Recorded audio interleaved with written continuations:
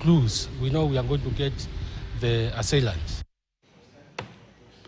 Nam, tukitoka Kiambu tuelekee kaunti ya Kitui. Walimu wa shule za upili na vyuo vya kadri KUPPET wamefanya maandamano katika eneo la Mutitu, kaunti ndogo ya Kitui Mashariki, kulaani mauaji ya walimu wawili waliouliwa katika matukio tofauti yanayodaiwa kuhusishwa na wapenzi wao. Helen Matuvi, mwalimu wa shule ya upili ya Itiko, anadaiwa kuuliwa na mpenzi wake baada ya kupigwa kwa kitu kizito alipokuwa akirejea nyumbani kutoka shuleni wiki iliyopita. Tukio hilo linafanana pia na lile la Fredrick Kasingila, mwalimu wa kiume katika shule ya wasichana ya Mutitu, ambaye pia anadaiwa kuuawa na mpenzi wake takriban miezi mitatu iliyopita.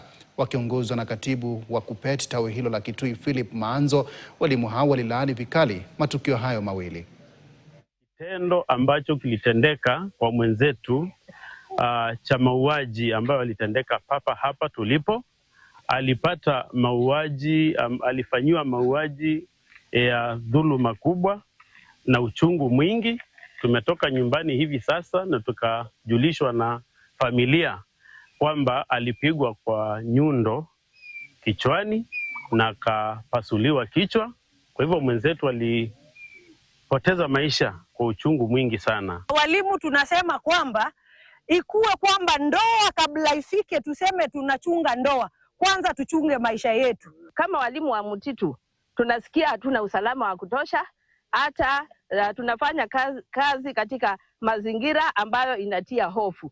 Niaba ya polisi, National Police Service, tunasema pole kwa hicho kitendo na tunaahidi to make every stone out, to turn every stone mpaka jamaa afungwe. Nayo serikali ya kitaifa kupitia Wizara ya Afya imeanzisha msako mkali wa